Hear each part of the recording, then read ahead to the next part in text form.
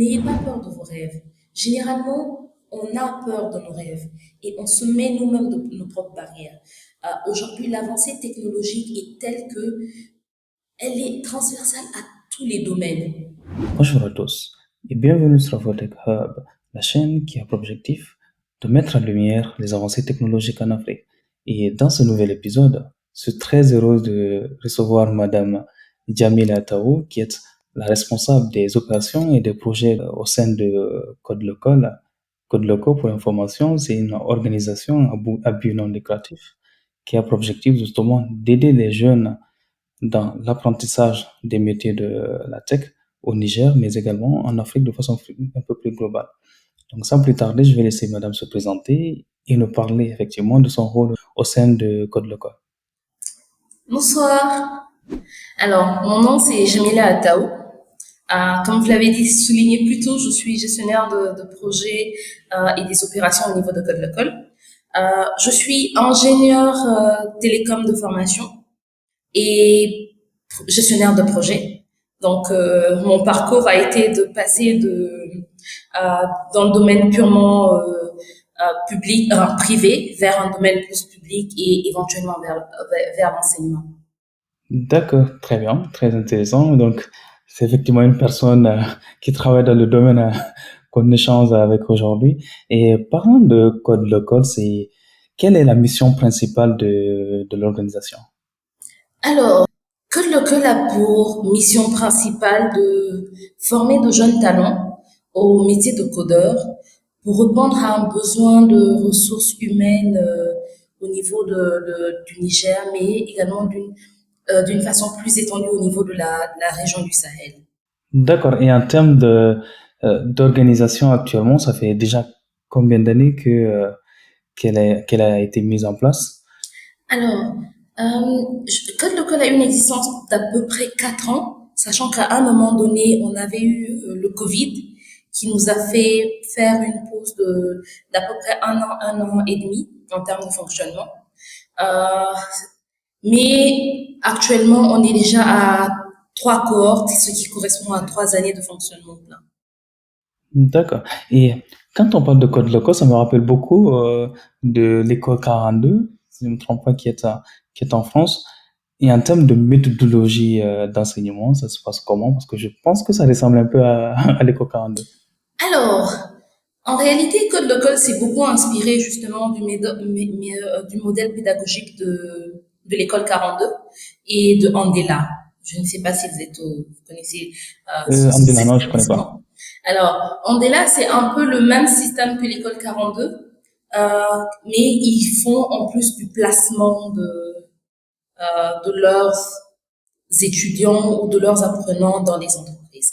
Donc, à l'image de ces deux types de structures, Code Local est fondamentalement un centre d'apprentissage qui a pour vocation de former ces jeunes dans le domaine du développement d'applications web. Donc, à la fin de leur cursus, c'est de devenir full stack développeur et ensuite de les encourager ou de les accompagner d'accompagner ces apprenants dans la réalisation de leurs projets personnels à travers l'entrepreneuriat. D'accord. Et en termes de processus de recrutement, en tout cas de sélection de ces nouveaux talents, ça se passe comment? Est-ce qu'il y aurait une démarche administrative ou ça se passe comment en réalité? Alors, quand on ouvre les inscriptions, euh, l'inscription est vraiment ouverte à tout le monde parce qu'il n'y a pas de restriction de diplôme ou comme par exemple les autres établissements qui peuvent demander un certain niveau. Ce qu'on attend de la personne, c'est d'avoir au moins la capacité de lire et d'écrire et également la passion pour apprendre.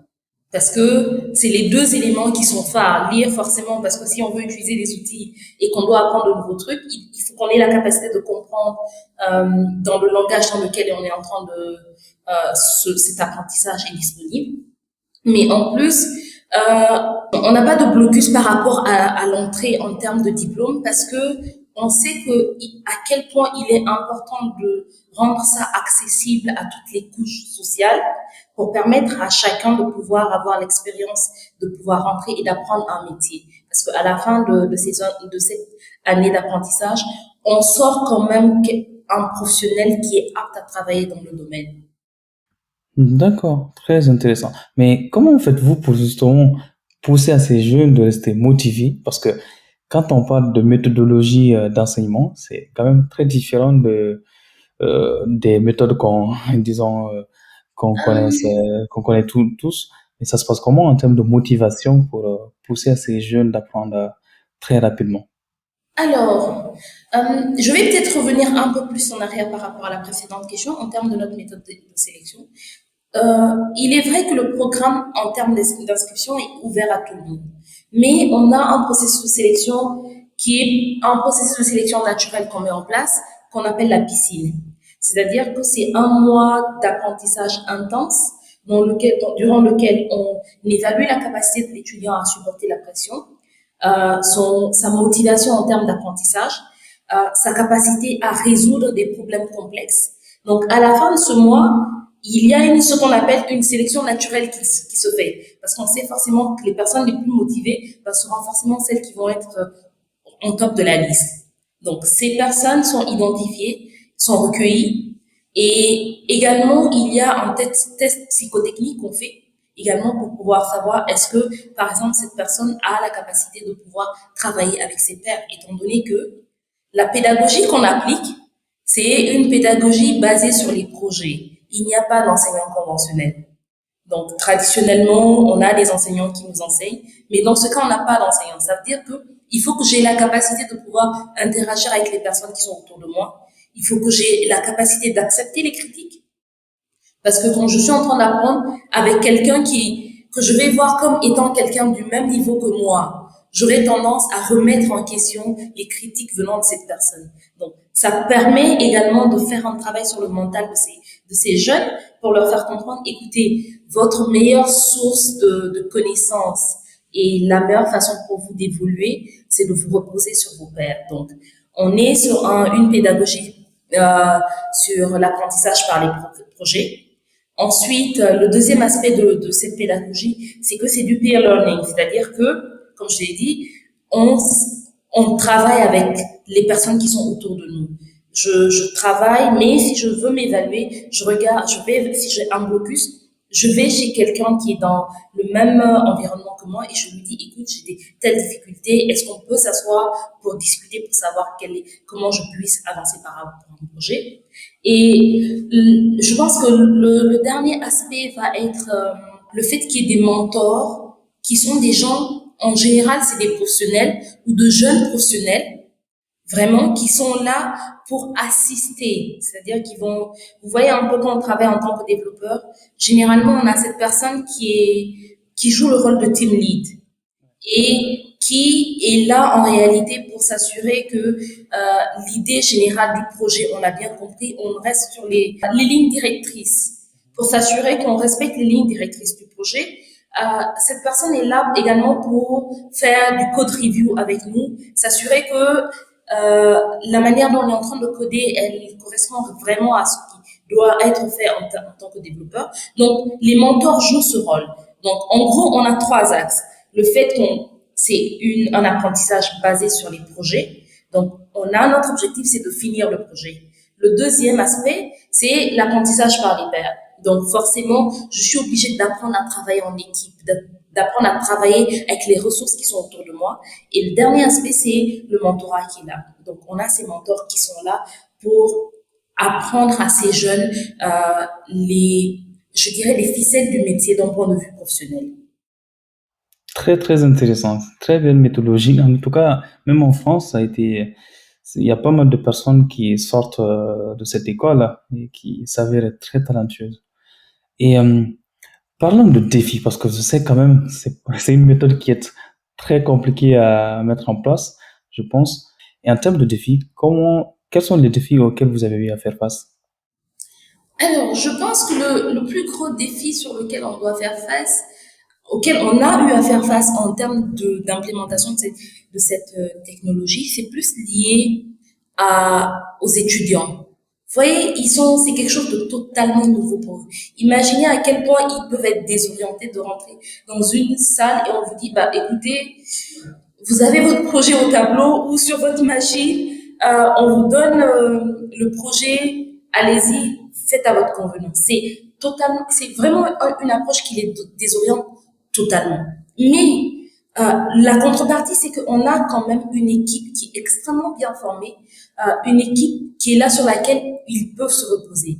Donc, la difficulté majeure qu'on a généralement pour chaque cohorte, c'est cette période d'adaptation. Là, quand on arrive, on est totalement perdu.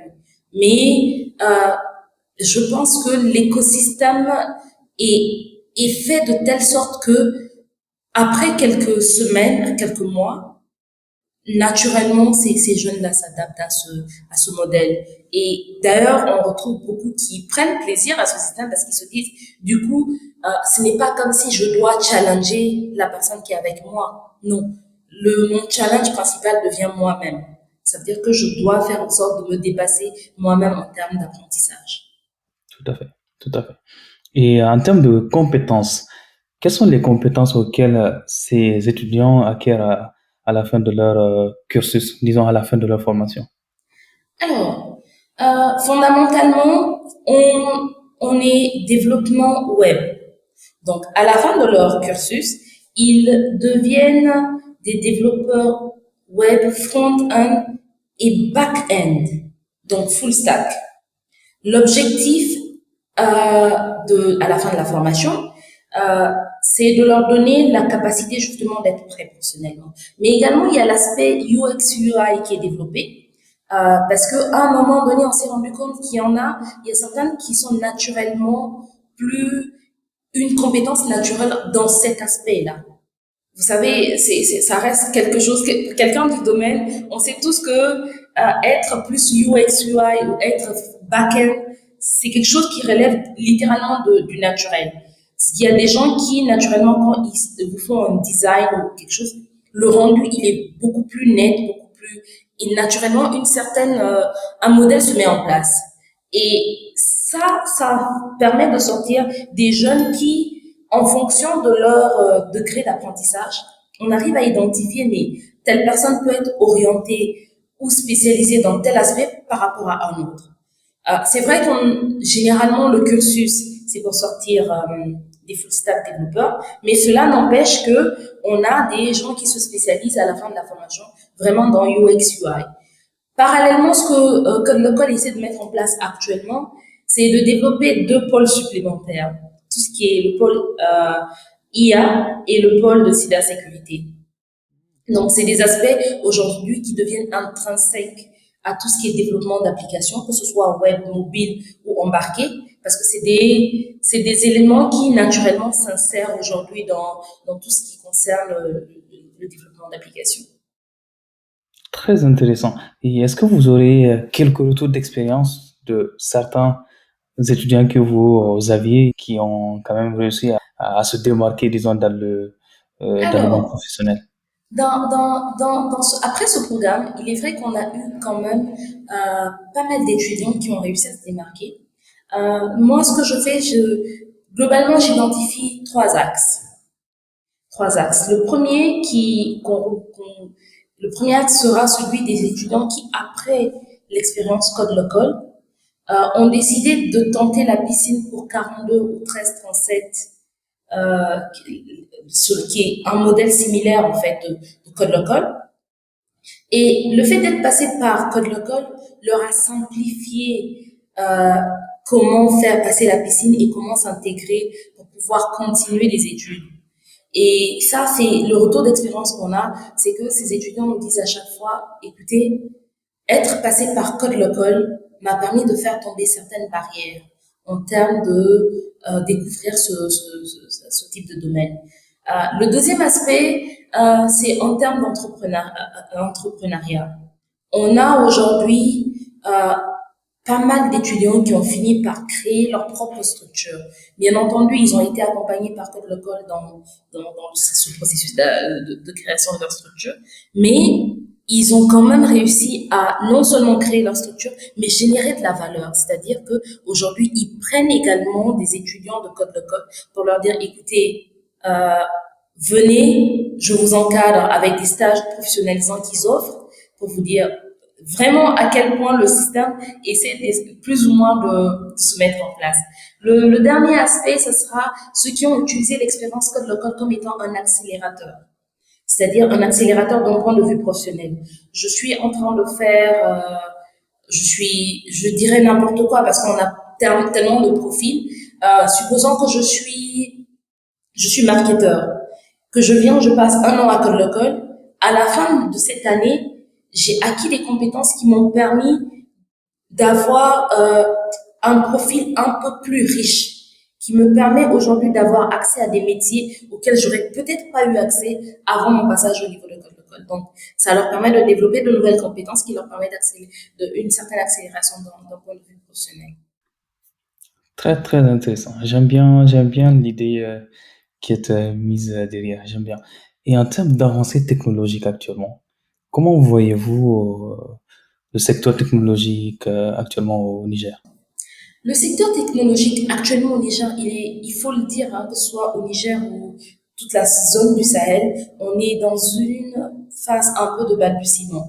C'est encore extrêmement timide. C'est vrai qu'il y a certains pays qui sont beaucoup plus développés que d'autres, mais globalement, quand on évalue la zone du Sahel, on se rend compte que quand même, on a encore beaucoup de chemin à faire pour arriver à un niveau concurrentiel tel qu'on retrouve par exemple en Afrique du Sud. Alors, euh, pour moi, je pense que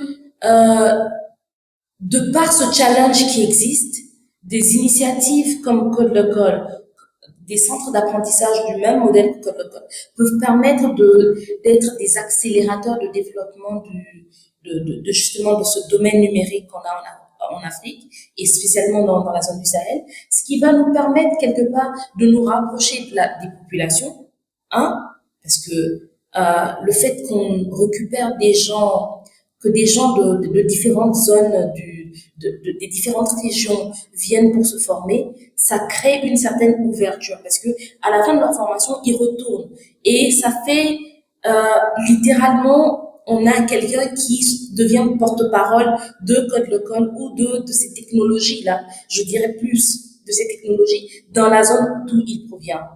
Et je vais prendre le cas de certains étudiants qui viennent par exemple de la région d'Agadez, je ne sais pas si vous en avez déjà entendu parler. Imaginez que quelqu'un qui est venu passer un an à Code Local, il finit, il retourne à Agadez et il fait, mais vous savez, j'ai ouvert un petit centre pour permettre aux jeunes de s'initier au numérique, de savoir qu'est-ce qu'il en est et de pouvoir avoir des pratiques saines du numérique dedans. Donc, c'est des exemples comme ça qui sont intéressants pour nous parce que n'oubliez pas que l'idée qui va faire révolutionner le numérique au Niger peut venir de n'importe où. Donc, avoir ces petits hubs qui se créent un peu partout et qui peuvent être des accélérateurs pour pouvoir, en termes des accélérateurs pour le numérique, reste quand même des éléments très importants. J'aime bien l'idée de dire avoir des hubs parce que effectivement, c'est en faisant des petites actions, quel que soit le niveau, qui permettra effectivement de s'élargir dans d'autres pays et dans d'autres régions. Et d'ailleurs, parlant de ça, effectivement, est-ce que vous également, vous comptez vous exporter ou en tout cas étendre votre impact dans d'autres pays africains? Parce qu'actuellement, si je comprends bien, vous êtes uniquement au Niger. Alors, c'est vrai qu'actuellement, on est essentiellement au Niger. Mais être au Niger ne veut pas dire qu'on n'est pas ouvert. On a eu des étudiants, c'est vrai que ces étudiants étaient des gens qui vivaient déjà au Niger, mais qui n'étaient pas nigériens, qui sont passés par Code Local. Donc, on n'est pas fermé.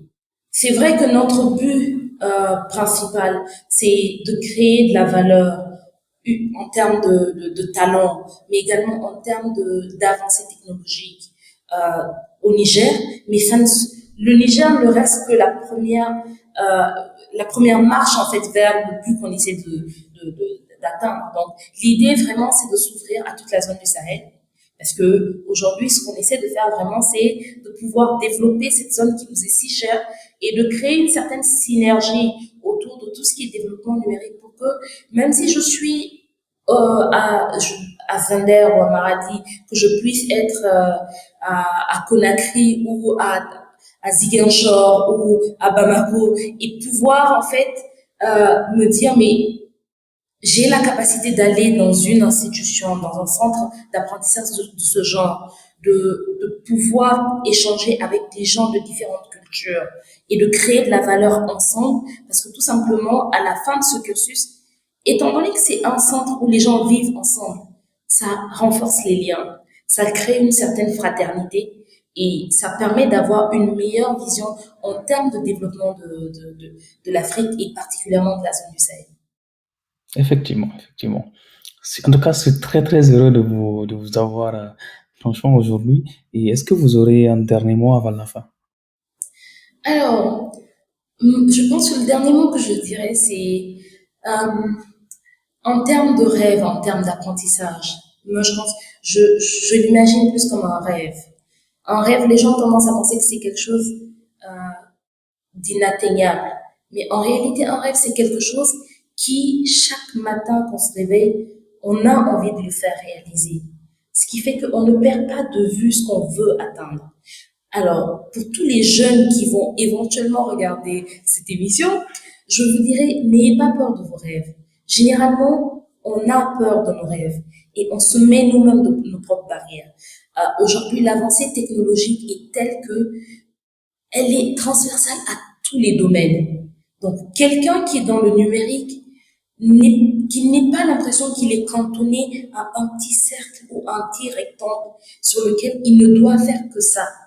Aujourd'hui, on se rend compte que le numérique, on le retrouve avec l'agriculture, on le retrouve avec l'élevage, on le retrouve avec la médecine, l'éducation. Donc, or, nous savons très bien que le développement de l'Afrique, le développement du Sahel passe par la maîtrise de ces éléments-là. Et si on peut utiliser le numérique comme étant un levier pour pouvoir justement accélérer cette maîtrise de ces différents domaines, n'hésitez pas. Et aucune idée n'est mauvaise en soi. Trouvez les personnes avec lesquelles vous avez de meilleures connexions pour pouvoir peaufiner ces idées et faire quelque chose de significatif. Et comme on l'a dit tout à l'heure, même une petite action à petite échelle peut avoir des conséquences énormes sur ce qu'on va faire, sur l'effet papillon. Donc, n'ayez pas peur de vos rêves. Quelle très belle conclusion. Là, je n'ai plus rien à dire. Franchement, je suis très très heureux de vous avoir sincèrement. En tout cas, merci vraiment d'avoir accepté cette invitation et n'hésitez pas également à aller sur le site de Code Local pour en savoir plus. Également, n'hésitez pas à nous laisser votre avis à propos de l'enseignement en Afrique en termes de méthodologie et autres dans les commentaires et à très bientôt pour une prochaine vidéo. Merci.